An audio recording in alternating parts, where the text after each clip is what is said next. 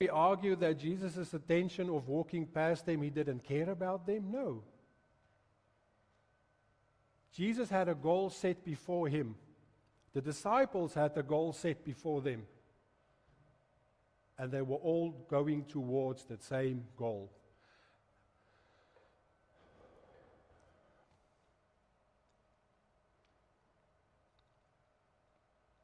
Now this is where things get really, really, really awesome. I get so excited about it.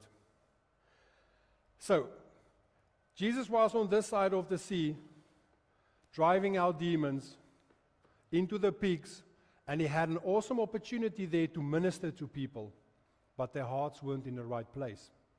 So Jesus got in a boat, went to the other side of the sea, performed so many miraculous miracles, and the people were accepted for that.